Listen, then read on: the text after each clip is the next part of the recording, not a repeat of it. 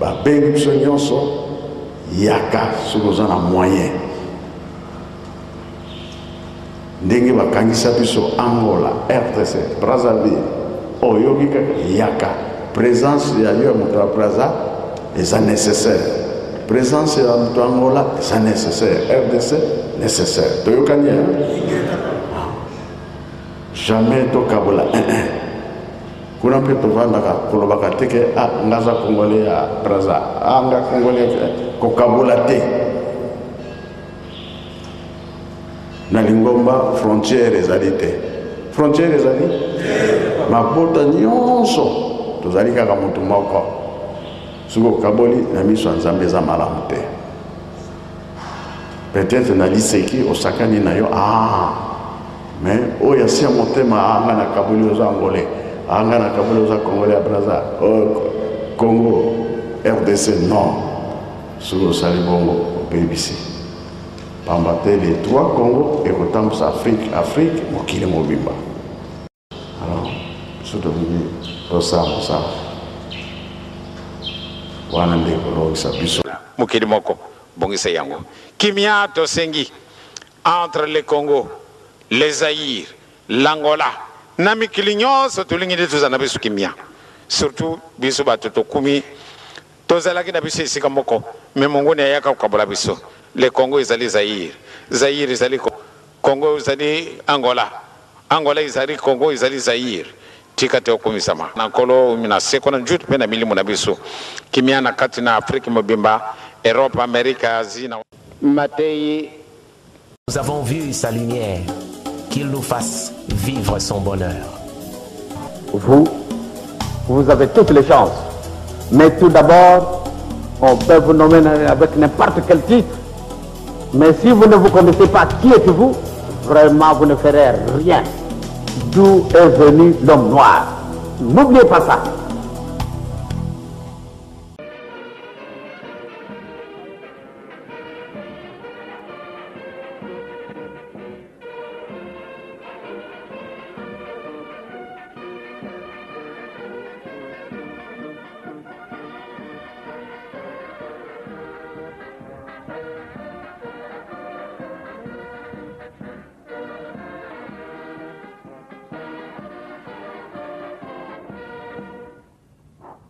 national pour na nzembo na pena mabina mais ça la kapesa ngai mili zaire te yemo kwa expliquer ayawa yemo ko malamu nano aloba na monoko na ye comme ça biso na sotolanda pamba te soko ngana alobi ati mungwa. Mama Tema Jobi, vous vous trouvez ici en plein milieu kimbangiste. D'où venez-vous? Comment se contact entre un artiste musicien international avec l'église kimbangiste côté spirituel? On ne comprend pas. Bon, la masse ici, mais comment? Une danseuse là qui chante là-bas venir à l'église kimbangiste, mais c'est quoi? Alors, je crois que vous commencerez à leur dire qui vous êtes, comment vous êtes venu ici. Qu'est-ce qui a fait que vous vous trouviez ici et quel est votre programme? Merci. Je commencerai par saluer son éminence ainsi que sa famille et tous les responsables de l'Église et tous les fidèles ici présents. Je n'ai pas l'habitude de prendre la parole de cette façon. Il m'est, je ne peux pas dire facile, mais même si j'ai le trac, à partir du moment où il fallait m'adresser à un public laïque ou chanter devant un public comme ça, il m'est arrivé de chanter devant 45 000 personnes, j'avais le trac, j'avais peur, mais je rentrais comme un coq au combat. J'avais donc une victoire à gagner, quelque chose à prouver. Mais ici, quand on m'a demandé de prendre la parole, j'ai failli rentrer dans la terre, car je n'ai rien à prouver. Je n'ai plus qu'à être comme un petit toutou qui exécute ce que l'on me demande de faire, ce que Dieu me demande. De me soutenir et demander à l'Esprit Saint de bien m'inspirer et que je sois un bon toutou pour pouvoir dire ce qu'il veut bien que je dise. Eh bien, qui je suis? Une petite fille de la Martinique qui est né et qui a grandi dans une toute petite commune de la campagne, de 1500 habitants à peu près. J'ai des parents qui sont dans la musique, du côté maternel comme du côté paternel.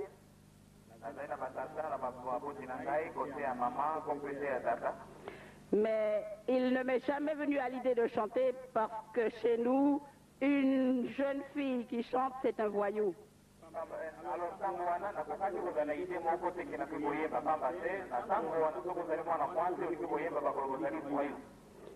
Alors je suis devenue une enseignante.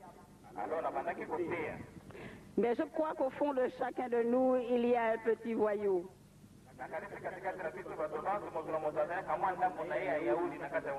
Et je n'ai pas pu obéir très longtemps parce que la chanson m'appelait et j'ai été obligée de désobéir, bien que j'avais toute la famille contre moi et que j'étais fiancée à l'époque.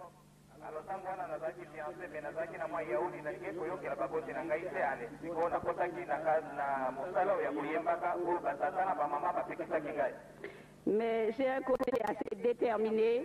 J'ai dit, fiancé ou pas, parents mécontents ou pas, j'ai choisi de chanter car j'ai un message à apporter à ma communauté.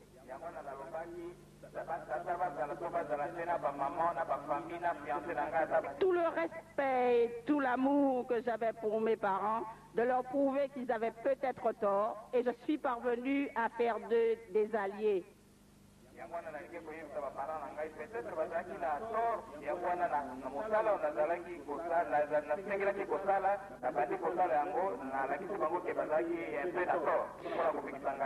Donc je vais essayer d'être bref parce que je ne vais pas tout vous raconter, mais je vais vous donner les traits principaux.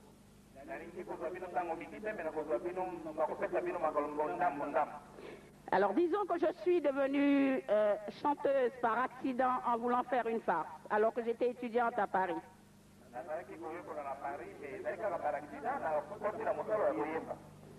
Donc je déduis que c'est Dieu qui a voulu que je devienne chanteuse. Mais je faisais ça pour m'amuser. Jusqu'au jour où je me suis trouvée dans une assemblée de gens qui s'appelle Réarmement Moral.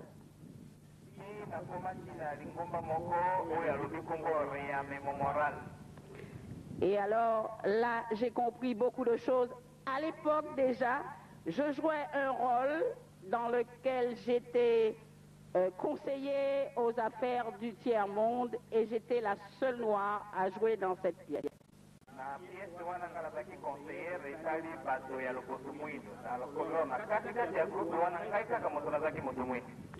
Et dans cette pièce, je dénonçais tellement de choses que font les gens du colonialisme, surtout l'Occident, où on disait, vous prenez nos matières premières, à peu de gens, à peu d'argent, vous les manufacturez et vous les revendez à des prix extraordinaires. Enfin, je dénonçais tout ce qui se passait contre notre communauté. Mais je mettais tellement à mon cœur que beaucoup de plans pleuraient quand j'intervenais dans cette pièce.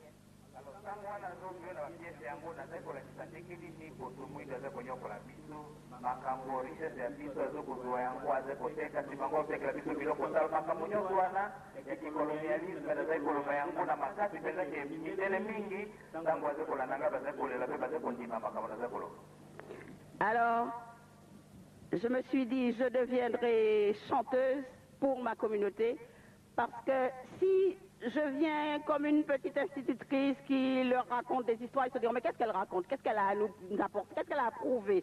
Qu'elle se croit plus intelligente que nous? Tandis que si j'ai la télévision et la radio à ma disposition, si j'ai une scène à ma disposition, je pourrais dire tout ce que je veux et personne ne pourra me dire tes droits. Groupe de jeunes, donc groupe international, nous avons fait l'Angleterre, l'Allemagne, la Suisse, etc. Nous est tombée l'annonce de la mort de Martin Luther King.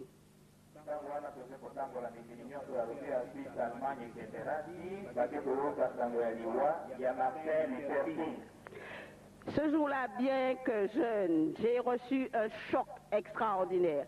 Et je me suis dit, mais c'est une injustice, c'est pas possible. Un homme qui parle d'amour, qui parle de paix, qui parle de rencontre, il se fait massacrer comme ça. Alors vos histoires de changer le monde, moi je ne veux plus en entendre parler. C'est la dernière représentation que je donne avec vous et je m'en vais toute seule faire mon chemin.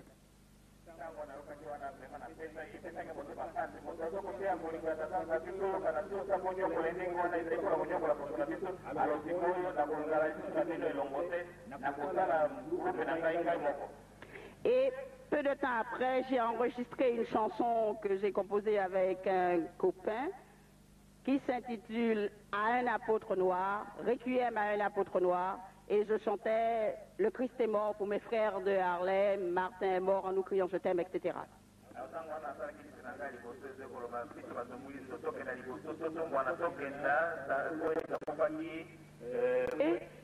Et j'ai continué à faire des recherches, j'ai fait de la radio, nous avions besoin d'une radio à Paris, j'ai été membre fondateur, je me suis battue pour que nous ayons cette radio, j'ai été au conseil d'administration pendant assez longtemps, et j'ai eu l'idée de faire une émission qui s'intitule « L'union fait l'artiste ». Mais en réalité, je parlais surtout de solidarité, d'amour, c'est-à-dire que pendant cette émission, je voulais au fond de moi que le studio devienne comme une chapelle quand je recevais les autres artistes comme moi. Alors, les gens ont apporté tant de témoignages de satisfaction. J'ai reçu des lettres de prisonniers, des lettres de gens qui étaient désespérés. Je me suis dit, il faut aller plus loin. Alors, j'ai abandonné mon métier pendant 2 ans. Je me suis mise à faire de la recherche et j'ai découvert des trésors. J'ai découvert qu'on nous avait trompés depuis des millénaires, qu'on nous avait raconté des histoires. Et moi, nous avons dit, il faut absolument dénoncer tout ça et créer une émission. Et dans ma cuisine, alors que je cherchais le titre, il m'est venu un titre d'une de mes chansons, une chanson que j'ai composée que j'intitule Zombie levé. Zombie, c'est pas le diable comme on dit chez nous, mais c'est dans le sens zombie à Haïti où quelqu'un est tué soi-disant alors que ce n'est pas vrai. On l'enterre et le sorcier vient le déterrer après une certaine heure et l'utilise comme esclave. Donc c'est quelqu'un qui ne sait pas qui il est. Il est ce qu'on lui dit qu'il est dans sa tête, mais en réalité, il ne sait pas qui il est. Et je me suis dit que dans notre communauté, nous sommes des zombies. Une fille, zombie, éveille-toi.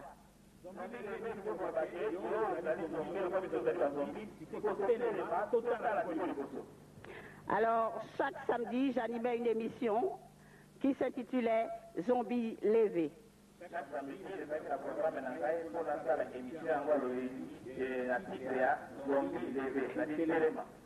Et c'est ainsi que l'ami et moi, nous communiquions aux gens de notre communauté ce que nous avions appris à travers les recherches.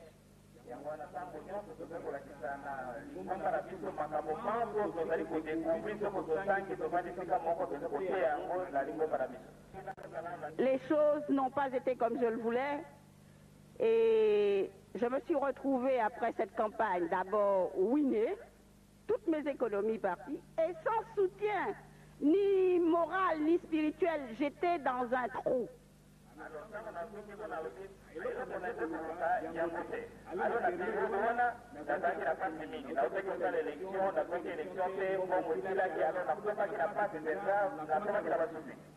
Alors que je me retrouve fauché sans un sou, couché dans mon salon un jour, une dame vient, je dormais, une dame en blouse blanche avec un foulard blanc et me dit Kimbangu.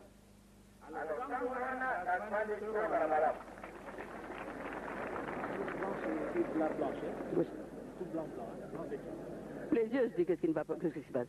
Alors, je me rendors et la personne me répète Kimbangu.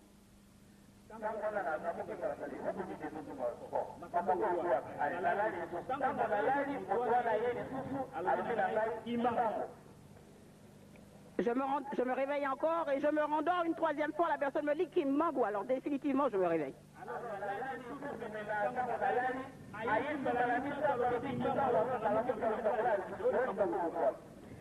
Et je me mets à téléphoner à un copain qui est à Angolais. Et je lui dis, voilà, je viens de faire tel rêve. Il me dit, mais c'est très, très, très, très important.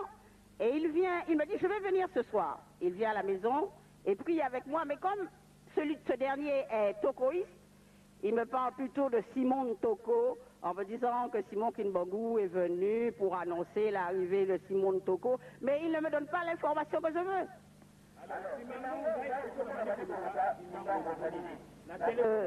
On prie, il s'en va et je continue de chercher. C'est alors que je rencontre un animateur de radio qui a vécu au Zaïre mais qui est aussi angolais, qui me dit mais il y a un représentant de l'église kimbanguiste à Paris que j'ai eu l'occasion de recevoir à la radio et il me donne les coordonnées du pasteur Moïse Mawawa.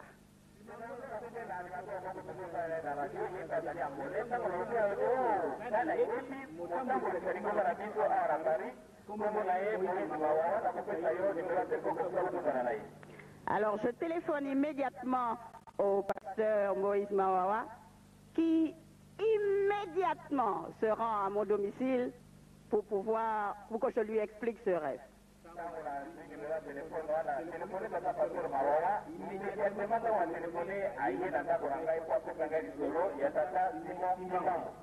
Mais ce jour-là, je lui dis, je ne pouvais pas vous recevoir longtemps parce que je dois aller à une réception où il y aura la presse et je suis appelé pour être témoin de tirage de tombola et les journaux doivent commenter ce tirage et il faut qu'il y ait des témoins pour qu'on voit que ce tirage n'est pas truqué.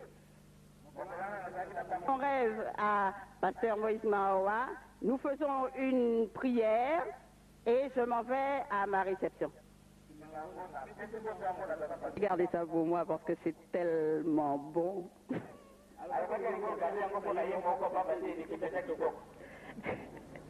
Alors je suis allée à une retraite à Loutendele.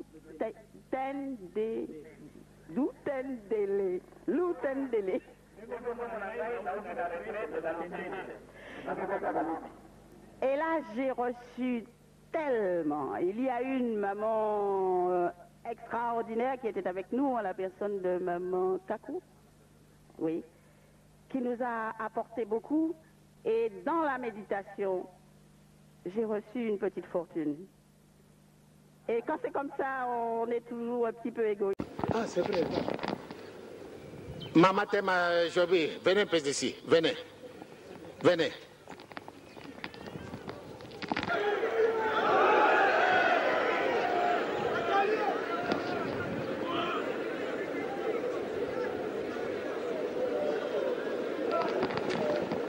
Ate kufuka mate comment on a passé kufuka mate aïe aïe aïe aïe aïe hôtel ba chez nous na ici ku fine go bon nie oyo mama na biso oyo bosito to sito yibie azali susu mopaye na biso te ya solo tokendeke na putu tokota kena ndako na ye asala kabiso invitation tokena kulela na ndako na ye nakendaki na ndako na bato mosusu nakendaki te kasi na ndako na ye tokendaki metango akayi kokamata bandeko na ye ya mbuka na ye tango batuti nzembo lokola besilukengo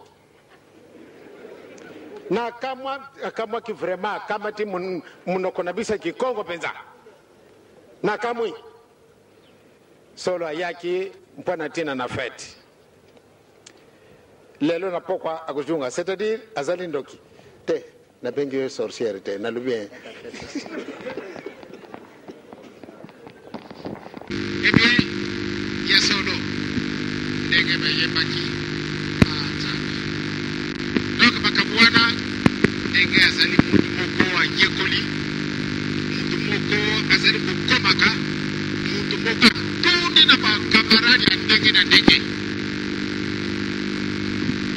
ndenge abisimplifié te peut alanda yo kipakise eza na ipasi kasi nzambe alati ye pati apersévéré na kati na mikumba oyo ya solo ekukaki ndeke na lelo na Togo alubi ana korata fete na mwana ke mawana ye ate bokisa ka tabule kwate mama le la minite et puis alubi avion que na suna Togo na 23h sikawa Togo pese au revoir Faki ngata ko diriger te bin mo ko diriger mais pesa mama nangai eloko kitoko pata sepela azare ko kende to pesa ye au revoir et yibi mala même ko na Paris na sala ko diriger fanfare yibi azala ki présente donc azane ye mo pa na pa ya papate donc loko la sala ko kende vraiment biso banso to pesa ye mbote oya kafu oya ko mema na baninga na biso na France na Suisse pa bate azana contact de nguma mobimba et partout azali na contact mboko munene bon moni simplicité azali na mama oyo ye vraiment ko kamwa yangwana lokola abandi ko kende tekate to pesa yembote oyo akomema kuna na France kuna ndenge na sina lobi ndenge to salaka nantina na bolingo na tata nzambe na koliezo na musantu ale to pesa yembote na kumena tata mwana pia ili musantu okumbia tata ya mwana oya ili musanto. Eh bien, je n'ai rien à dire. Je vous dis purement, simplement merci. Et félicitations pour votre courage. Vous avez la foi. Vous avez demandé à ce que vous puissiez partir au lieu que ce soit le matin et que le bon Dieu puisse retarder. Votre demande, automatiquement, ça a été exaucé. Ce qui veut dire vraiment vous avez la foi. Oui. Vous ne vous rappelez pas du de moi. Le visage a changé. J'ai pris un coup de vieux, je suis m'arrêté. Non, mais je sais. Ah, d'accord. Mais j'ai bien dit une beauté. Oui. Ah, quand même. 61, 14. Bon, c'est pas la peine que je mette mon adresse. Non, mettez l'adresse, bon, comme ça je t'appellerai et puis... Je vais reprendre votre téléphone. J'étais à l'hôpital pendant 3 mois. Ah bon? Oui, je fais un AVC. Oh. C'était trop grave.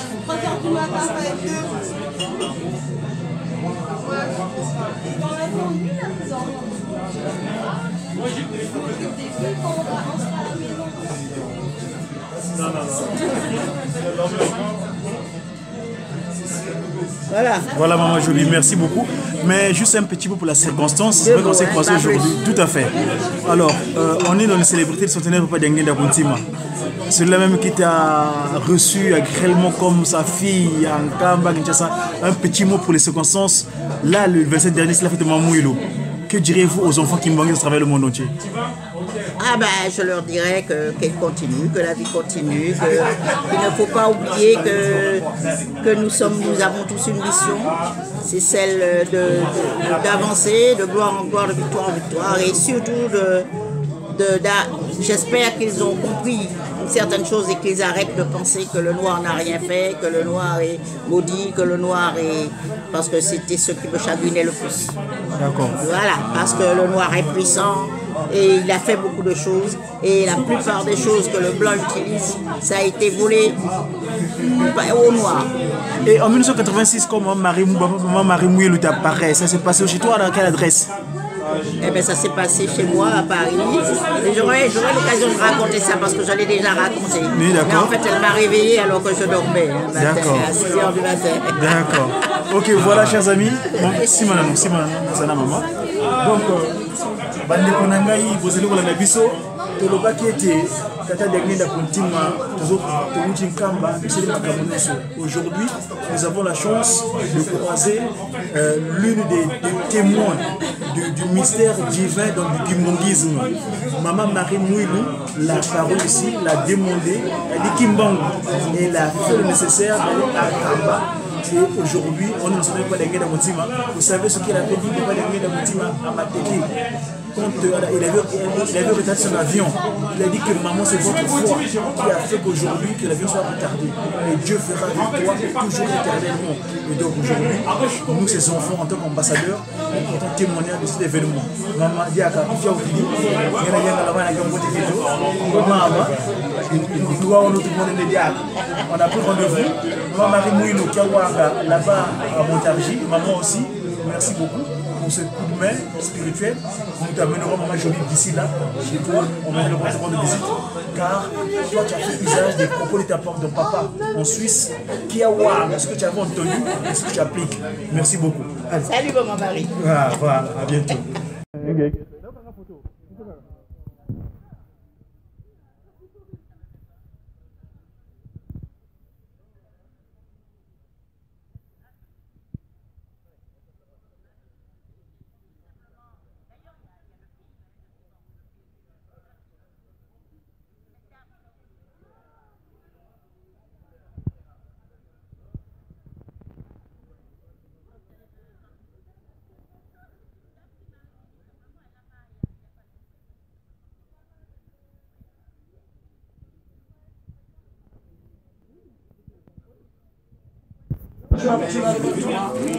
Dans ce que tu peux dire, c'est long.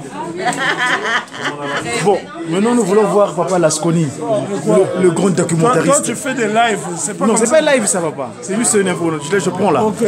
Tu nous as mené une personne. Toi, tu es un globe-trotter. Oui. Présente un peu aux gens qui t'écoutent. Qu'est-ce que tu peux leur dire? Yenge Kieno, Batata maman, Mbotanabino, Mbotazeno. Je suis Lasconi, Ngombulu Yasangi Minabantu, qui signifie en langue Congo le lion de la brousse qui dévora le braconnier. Le Ngo, c'est le symbole du royaume Congo, donc le léopard. Et donc nous avons ici fait une projection d'un film qui s'appelle Karukera, 1802, qui relate une révolution qui s'est passée en Guadeloupe. Et Guadeloupe, une île qui est peuplée à 67% par les Congos, les Bénin Congo. Et donc il a fallu que je traverse les mers, l'océan Atlantique, pour aller retrouver leurs traces. Et donc c'est cette histoire héroïque que j'ai voulu restituer à travers ce documentaire. Leurs descendants, ce qu'on appelle les afro-descendants, ont témoigné dans le film, ils ont joué le jeu. Et nous avons rassemblé plusieurs personnes aujourd'hui, des gens de divers horizons. Les Congolais, les deux rives, les trois rives même, il y a l'Angola représenté ici, le Congo-Kinshasa, le Congo-Brazzaville, donc le Mapukumata tout était représenté, le Cameroun, le Togo, le Mali, le Sénégal, la Côte d'Ivoire, la Martinique, la Guadeloupe, tout le monde était ici. Nous sommes dans la dynamique de Marcus Garvey, qui est né en 1887 comme Papa Kimbangu. Garvey né dans la Caraïbe 17 août 1887, Papa Kimbangu né en septembre 1887 sur le continent. Donc il n'y a pas de hasard. Ce qui se fait de l'autre côté, se fait de l'autre côté parce qu'il y a deux rives. L'Afrique se prolonge et il nous faut établir un pont pour qu'il y ait une traversée facile. Un père et une mère dignes doivent toujours se préoccuper de l'endroit où se trouvent leurs enfants. Et l'Afrique, jusque-là, n'a pas fait encore le travail. Il n'est pas normal que nos enfants déportés viennent d'eux-mêmes. Nous devons aller les chercher spirituellement et physiquement. Moi, j'ai commencé à faire mon travail avec la bénédiction de Mvoulouz. Et donc, que les autres fassent la même chose. Bon, moi, j'ai eu la récompense, j'ai eu la formation. Bon, alors, viens que je te dise ce que j'ai à te dire.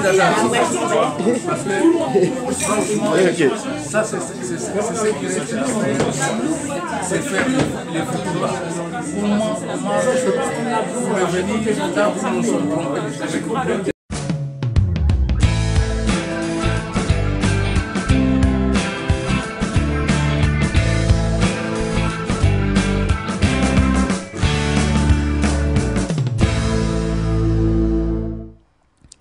Joby Valente, bonjour. Bonjour. Vous êtes une chanteuse et militante associative au COFAD, COFAD qui agit pour l'émancipation de l'Afrique et la réhabilitation de la mémoire des Africains victimes des déportations et de la traite négrière transatlantique durant les siècles de l'esclavage. Pouvez-vous nous présenter un petit peu votre parcours et nous dire comment vous avez pu faire vivre votre talent de chanteuse et de militante associative au service de la cause que vous défendez depuis près de 40 ans? Ah, ça c'est une longue histoire. C'est vraiment une longue histoire. Parce que, effectivement, je dirais que depuis mon enfance. Depuis votre enfance. J'ai été assez révoltée, je peux employer ce mot-là, parce que lorsque je suis née dans une petite commune qui s'appelle Font-Saint-Denis, à la Martinique, et il y a une église, une petite église dans cette commune. Et à l'entrée de cette église, la chose que l'on voit, c'est un Saint-Michel. Un Saint-Michel, tout d'accord. rose, hein, je ne peux pas dire blanc, il est rose, qui pique le démon qui est un petit noir. Et ça m'avait toujours choqué. Un petit, enfin, le démon qui est nègre, qui est noir. D'accord. Et ça m'avait choqué depuis mon enfance. Et je me suis demandé, mais quelle est cette affaire? Je ne me vois pas, moi, démon ni diable, et pourquoi cette image? Et on dit bien, et c'est ça, et c'est là l'idéologie de ceux qui savent ce qu'ils font. C'est que l'image, ça frappe l'imagination, ça frappe le subconscient, et on grandit avec cette image. Et moi, au lieu d'accepter cette chose comme argent comptant, je me suis révoltée. Et je me suis dit non, je ne peux pas accepter de vivre avec cette pensée, cette image qui circule, qui peut circuler dans la tête des nôtres. Donc j'avais déjà cette pensée-là de me défendre, et de me défendre contre l'injustice, de me mobiliser pour tout ce qui est justice, contre l'injustice surtout. Je crois que nous, d'une manière générale, quand on nous parle de justice et d'injustice, il y a toujours une résonance chez le nègre. Et c'est normal. Il n'est pas forcément un pleurnichard, mais il a toujours été victime d'injustice. Et jusqu'à nos jours. Donc, je me suis dit, il n'est pas question de vivre et de se laisser faire. Donc, après mes études, bon, j'ai voulu d'abord devenir chanteuse, mais j'ai pas voulu devenir chanteuse, mais j'ai voulu militer, mais je ne savais pas comment. J'ai fait un peu de théâtre, j'ai été dans un milieu qui s'appelle le milieu du réarmement moral. Le milieu du réarmement moral. Le réarmement moral. le temps de se préparer, quoi. Voilà. Et c'était un dénommé Boukman, qui était à la tête de ce mouvement-là. Et c'est un mouvement qui avait pris naissance après la guerre. Et le siège était en Suisse. D'accord. À Caux, au-dessus de Montreux. Et on faisait des pièces de théâtre et des sing-out on chantait. Et le but était de changer le monde. Parce que nous, on croyait qu'on allait changer le monde. Et on disait que l'important, ce n'était pas d'avoir raison, mais c'était ce qui était juste. Alors, nous nous trouvions avec le petit-fils du Mahatma Gandhi qui était venu avec des Dalits. Nous nous trouvions avec le père Philippe, la mère Phillips de Madame Phillips International qui... Et quand vous étiez ensemble, que faisiez-vous alors? Alors, quand on était ensemble, on organisait des conférences. Ces personnalités dont je viens de citer, et il y en a bien d'autres, faisaient comme tout le monde le ménage, les chambres, la vaisselle, la cuisine. C'était une façon de se dire qu'on était tous semblables et qu'il fallait qu'on se rencontre ouvriers, prolétaires et capitalistes pour se comprendre.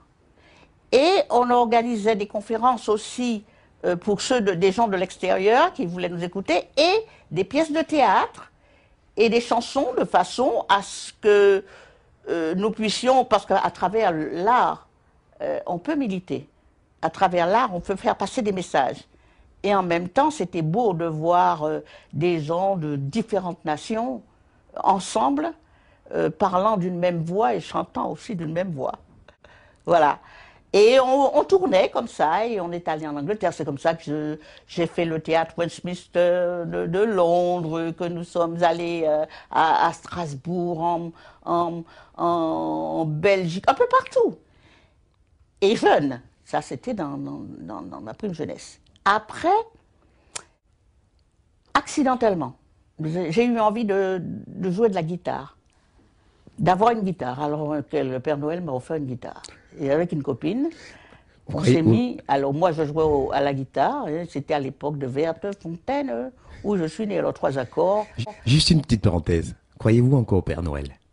Ah ben si. D'accord. Absolument. La magie du Père Noël. La magie du Père Noël. D'accord. Ah oui. Et l'œuvre, l'esprit du Père Noël. Voilà. Donc, nous sommes allés, nous étions en train de jouer quand un copain nous a dit que dans un orchestre, on cherchait une chanteuse. Et la copine a dit, pour blaguer, on va faire un tour. Et puis lorsque nous sommes arrivés, elle s'est dégonflée, elle a dit que c'était moi la chanteuse. Alors, j'étais obligée de dire oui. Il a bien fallu assumer. Oui, il a fallu assumer. Et c'est comme ça que je suis devenue chanteuse. Mais en même temps, j'ai accepté de le devenir parce que pour moi, c'était l'occasion d'être sur une scène, de pouvoir être sur une scène et dire ce que je pense. Et parler de solidarité aux miens. Et parler de l'amour de soi au mien. Ce qui fait que... Vous souvenez-vous encore de votre premier texte alors en tant que chanteuse? De mon premier texte en tant que chanteuse, non, parce que c'était en espagnol, c'était de la salsa. D'accord. Mais après, quand j'ai composé, ça c'était autre chose. Et le premier alors, voilà. Qui parlait de la cause? Donc le premier qui parlait de la cause, c'est un disque rayé, déjà. Le deuxième, c'est j'aime les bourgeois qui m'aiment, j'emmerde les bourgeois qui ne m'aiment pas. Mais le tout premier, c'était Requiem à un apôtre noir, et c'était pour Martin Luther King. Parce qu'en fait, j'ai laissé l'équipe du réarmement moral à la mort de Martin Luther King. Nous étions en Suisse, et on avait donné une représentation la veille au château de Caux. Et dans cette représentation, j'avais le rôle de ministre des Affaires du Tiers-Monde. Voilà, où je parlais des matières premières, déjà à l'époque, des matières premières qui étaient prises à bon marché et que nous étions revenus, on revendait très cher, etc. Et c'était un gouvernement, donc j'étais ministre des Affaires du Tiers-Monde. Et le lendemain, lorsque nous nous sommes réunis pour donner nos impressions, parce qu'on se réunissait chaque matin, et on parlait de ce qu'on avait ressenti la veille, etc. Il a été annoncé la mort de Martin Luther King. Et dès cet instant? Et dès cet instant, j'ai dit, on ne peut pas changer le monde. Donc je ne pourrai pas rester avec vous. Je repartirai, je vais continuer à me battre, mais là, ce n'est pas pour changer le monde. C'est pour me défendre et voir comment avec les miens nous pourrons nous défendre. Voilà. Donc, arrivé à Paris, j'ai composé Requiem à un apôtre noir. Vous pouvez nous faire un petit extrait? Oh, Requiem à un apôtre noir. Oh, Requiem pour Martin Luther King. Le Christ est mort pour mes frères de Harlem. Martin est mort en nous criant « Je t'aime ». Oh Luther King, ton beau sourire était de main tendue, etc. Voilà, j'ai oublié une bonne partie parce qu'il y a très longtemps que je n'ai pas chanté cette chanson, dans la mesure où, après Luther King, il y en a eu beaucoup d'autres, jusqu'à Obama. Voilà. Et, donc, pour arriver à mon parcours, et entre-temps, eh bien, il y a eu la création de Tropic FM. Donc, je suis membre fondatrice de la radio Tropic FM. Alors là, le combat a vraiment commencé, et la lutte a vraiment commencé à partir de là. Parce qu'entre-temps, je suis allée vivre un peu aux États-Unis. Et j'ai vu comment nos frères vivaient là-bas. Et ils avaient leur propre radio, il y avait des animateurs, Donc je suis revenue en France avec l'idée d'avoir, dans les années 75, 76, avec l'idée que nous pourrions aussi avoir notre propre média si nous voulons vraiment être connus et reconnus. Donc je dis, il faut absolument que nous ayons une radio, une télé. Alors on me regardait comme un extraterrestre. Bon. Alors vers les années 80, Mitterrand est arrivé, donc on a commencé, on a milité pour avoir une radio. Donc finalement on a eu Tropic FM, et là j'ai commencé à faire des émissions de conscientisation. Alors la première émission c'était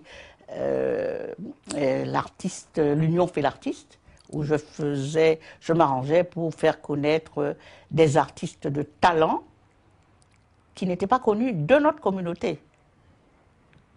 Donc j'en ai reçu quelques-uns. Après, il fallait une autre dimension. Alors avec un ami qui s'appelle, un collègue qui s'appelle Guy Numa. Nous avons donc créé une émission qui s'appelle Zombie Lévé. Zombies debout, réveillez-vous. Je fais partie de ces zombies-là. Hein. Ah. Oui, oui. J'ai bien compris. Voilà. Et là, dans cette émission-là, nous parlions des civilisations noires.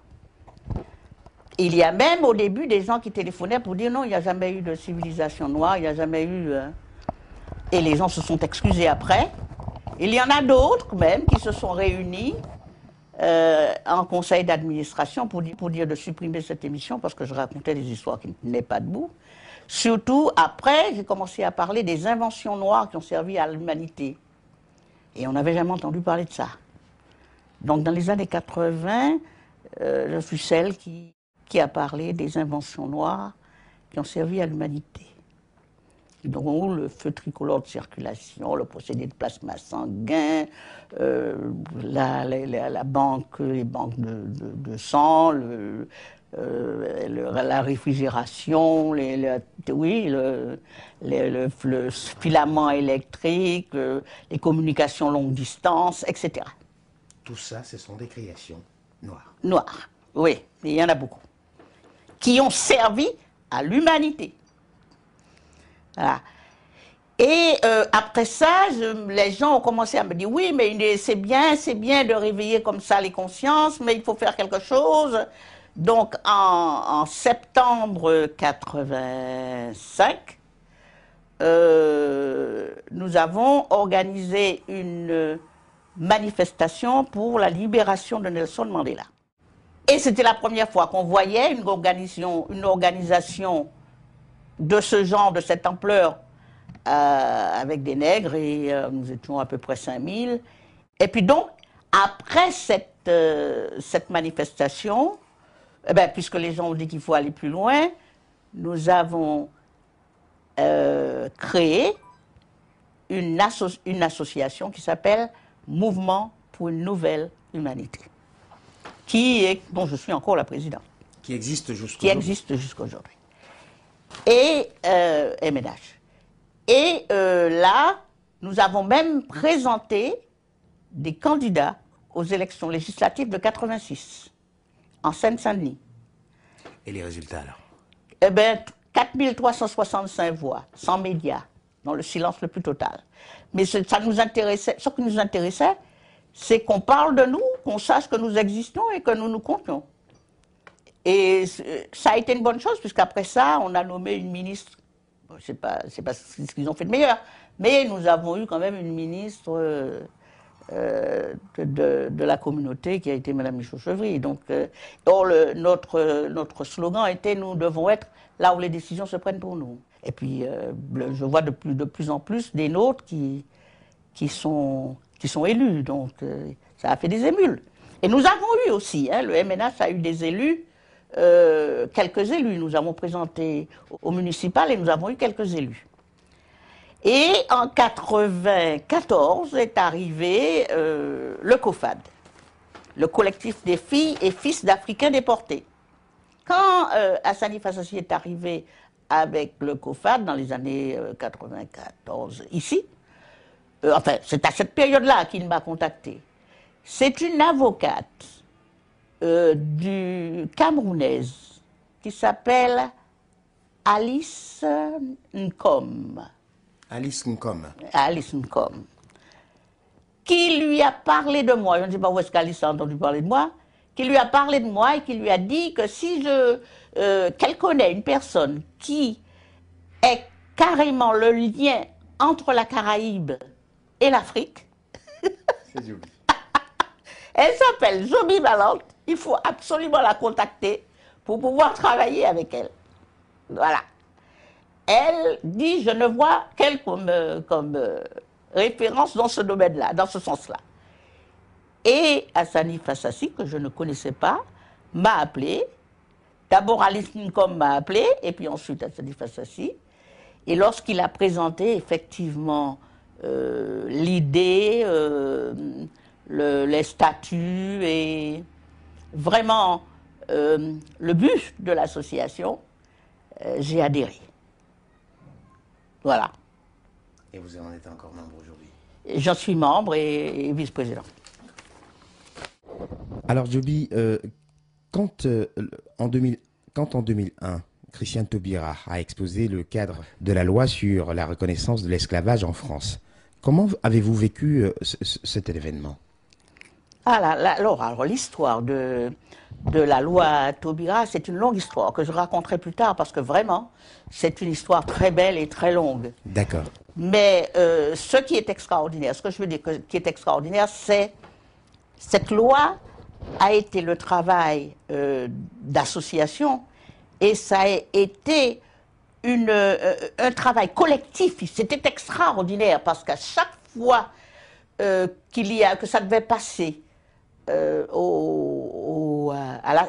une assemblée, quelle qu'elle soit, que ce soit au Sénat ou à l'Assemblée nationale, nous étions tous mobilisés et on était là, on était à l'intérieur comme à l'extérieur. Vraiment, on était là comme une menace.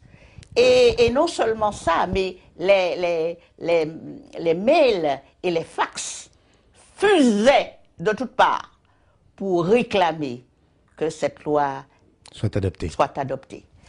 Mais comme c'est très long, il faudrait qu'on fasse une émission spécialement pour ça. Très bien, c'est entendu.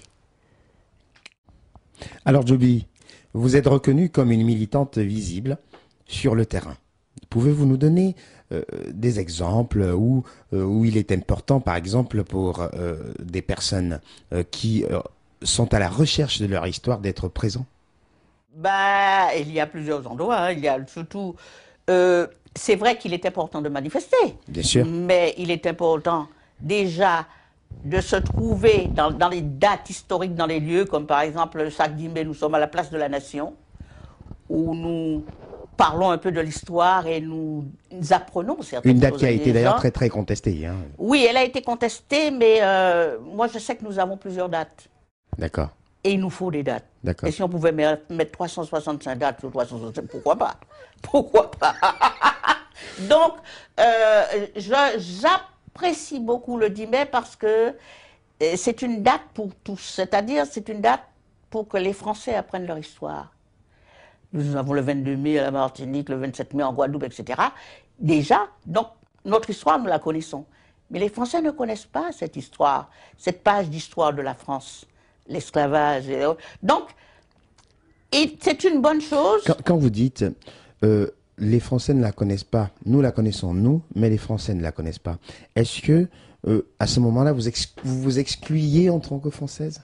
Non, je ne m'exclus pas en tant que Française. Je me mets dans la position dans laquelle les Français m'ont mise, c'est-à-dire indigène. D'accord. Mais je suis Française. Vous êtes une indigène de la République. Voilà. Les Français ont fait de moi une indigène de la République. Mais moi, je suis...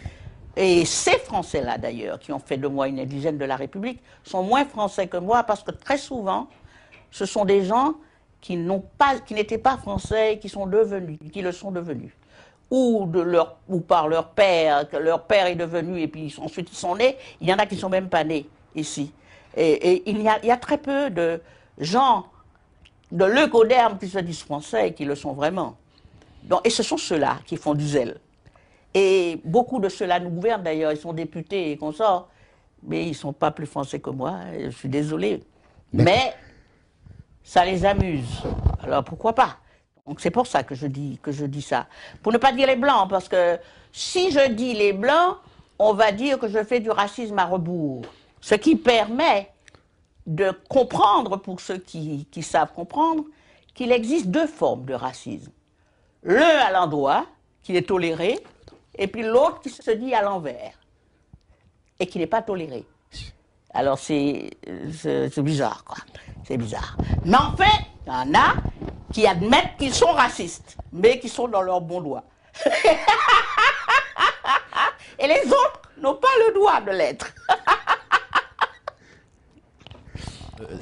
d'accord avec cette situation hein, des indigènes de la République, on a bien compris pourquoi. Mais tout ça ne nous dit toujours pas quels sont les endroits auxquels il faut absolument être en tant que militant. Eh bien, les endroits où il faut absolument être, déjà, ce sont les bibliothèques où il y a nos archives. D'accord. C'est très important et c'est pas évident. En gros, il faut qu'on apprenne à lire. Absolument. Et c'est pas important d'y être parce qu'on n'a pas accès. Alors là, c'est très, très, très important. Donc, il faut qu'on apprenne à lire, c'est vrai, et à bien lire. Et à lire avec l'esprit critique. Et à lire sans être tout simplement des gens qui avalent, mais à lire partout. D'accord. Voilà. Et puis, eh ben pour moi, c'est important d'être sur scène pour faire passer le message. D'accord. C'est sur scène que sort la résultante d'une masse de lectures effectuées. Voilà, sur scène, au théâtre, au cinéma. C'est-à-dire qu'il faudrait que les nôtres puissent être de plus en plus des cinéastes, des gens de médias. C'est très, très important. Parce qu'une fois qu'on a la connaissance, il ne faut pas être dans les médias avec l'ignorance. Une fois qu'on a la connaissance, on a besoin de médias pour pouvoir dédicacer nos connaissances, partager. Alors Djoby, si vous deviez résumer en un mot ce qui vous anime, que diriez-vous? Eh bien, ce qui m'anime, c'est qu'on arrive à un point où ce qui s'est passé pour nos ancêtres, que ça n'arrive plus jamais. Et pour cela, il faut que l'on soit de plus en plus ancré dans nos racines et fier d'être ce que nous sommes. On n'a pas besoin de dire qu'on est fier, être, mais s'arranger de telle sorte que ce qui s'est passé ne se renouvelle pas, parce que l'histoire a tendance à se répéter. Donc nous devons garder constamment en mémoire ce qui est arrivé à nos ancêtres, afin qu'ils soient fiers de nous et qu'ils disent enfin, nos enfants ont compris. Moi, vous expliquez ce que c'est que l'afrocentricité et l'afrocentrisme et l'africanité. Je crois que pour être complet, il faut être les deux. Il faut les deux. L'africanité, je suis, par exemple, né dans la Caraïbe, avec, pour ancêtre, des Africains, l'Africain, mais il y a aussi la Caraïbe. Donc, ma grand-mère, que j'aime beaucoup, c'est l'Afrique. Ma mère, c'est la Caraïbe. Donc, je revendique mon africanité. Mais je revendique aussi tout ce qui appartient à l'Afrique. Civilisation, etc. Si c'est ça l'afrocentrisme, mais je préfère afrocentricité, c'est une chose très importante. Moi, j'ai les deux, je veux les deux. Depuis que vous militez, quelle évolution reconnaissez-vous? Ah ben, je crois que les choses ont évolué, ça c'est clair. Premièrement, on ne nous insulte plus comme on nous insultait à la télé, parce qu'avant, quand on parlait de nous, d'abord c'était toujours les autres qui parlaient de nous, nous n'étions jamais présents, et c'était vraiment n'importe quoi, nous étions traités comme des enfants, des inutiles, des inintelligents, etc. Parfois il y avait des insultes sur la TV chaîne nationale, les gens venaient nous insulter et ils savent qu'il y a des procès. Donc ça ne se fait plus. Les archives parlant de nos ancêtres qui étaient vendus aux enchères, ça aussi, s'ils le font, ils le font en catimini, donc il y a un respect. On va enseigner, on enseigne déjà notre histoire, évidemment. Il y a un combat parce qu'il y a ceux qui veulent absolument enseigner d'une certaine manière, c'est-à-dire le nègre a vendu le nègre, le bon blanc est venu le sauver, et puis la colonisation est positive. Mais c'est à nous de nous battre pour que nous puissions, que l'enseignement puisse être dispensé autrement et en toute vérité. Mais au moins on en parle. Et puis, vous savez qu'après la guerre, les Africains et les Maghrébins qui s'étaient battus pour sauver la France, on les avait mis de côté parce que c'était la honte s'ils devaient défiler aux Champs-Élysées. Donc on n'en parlait pas. Maintenant, on en parle. Et maintenant, on dit qu'ils ont sauvé la France. Donc, il y a une évolution. Et je crois qu'on va vers la véritable indépendance du continent africain. Donc, les choses évoluent. Vous savez, l'esprit du mal et de la perversion est toujours là pour venir nous empêcher d'avancer et essayer de revenir en arrière. Mais c'est à nous d'être vigilants. Nous avons le devoir de veiller à ce que les choses avancent et de veiller à faire taire l'esprit du mal et de la perversion. Alors, Joby, est-ce que vous pouvez nous donner un petit peu de vos nouvelles? Eh ben oui, je sors un album très bientôt. Intitulé qui est intitulé Achille, bien qu'il y en a qui préfèrent respecter femme, où je dis qu'il faut respecter la femme parce que c'est le don de Dieu pour donner la vie, qu'il faut la respecter parce que si on manque de respect à une femme, on a manqué de respect à toute l'humanité. Mais enfin, je préfère Achille, qui va sortir d'ailleurs dans un single de 3 titres dans quelques jours, et puis après l'album sortira dans quelques mois. Pouvez-vous nous faire une petite acapella alors d'Achille, on va dire ça comme ça. Achille, tout le monde connaît Achille, hein, Achille de l'Antiquité, qui a le talon fragile, pourtant il était apparemment invulnérable, mais sa mère l'avait tenu par les pieds pour pouvoir le tremper dans le bain d'invincibilité, mais là où la mère avait la main, eh ben, c'était fragile. Et c'est comme ça qu'on l'a eu à travers son talon. Alors, j'appelle cette chanson Achille.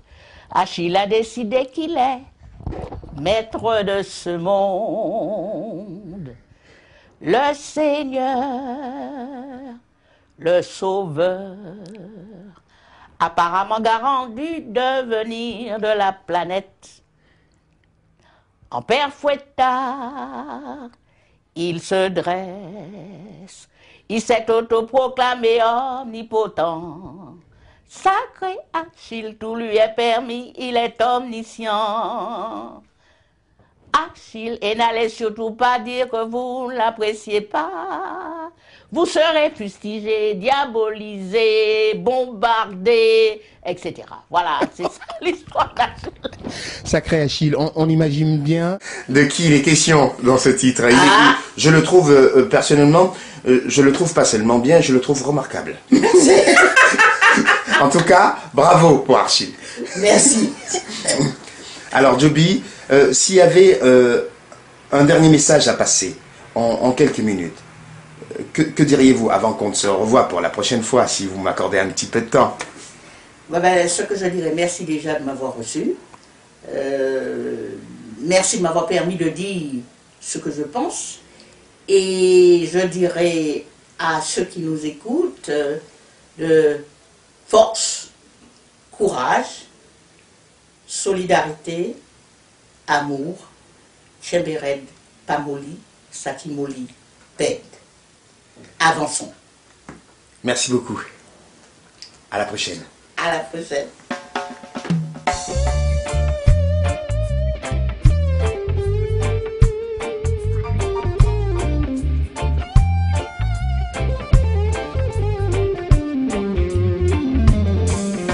Achille a décidé qu'il est maître de ce monde, le gardien, le Seigneur, apparemment garant du devenir de la planète. En père fouettard, il se dresse, il s'est autoproclamé omnipotent. Sacré Achille, tout lui est permis, il est omniscient.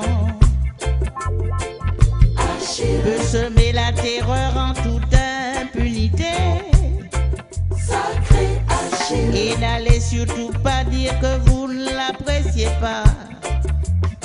Vous serez fustigé et massacré. Vous serez bombardé, oui décimé. Vous serez maltraité, diabolisé.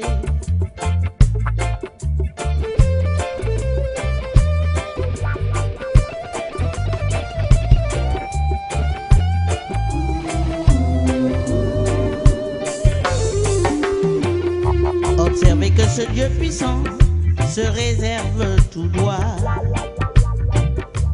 le loisir de corrompre toute l'humanité, et son venin est comme du miel pour ce monde à l'envers.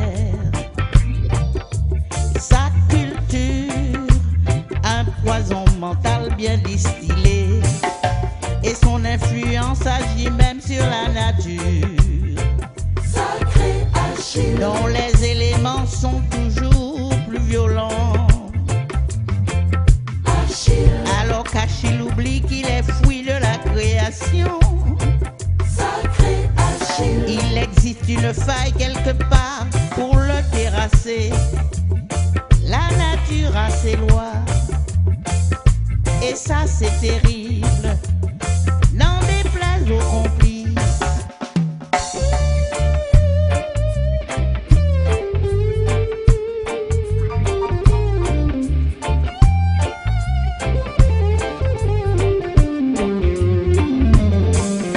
Achille a décidé qu'il est maître de ce monde,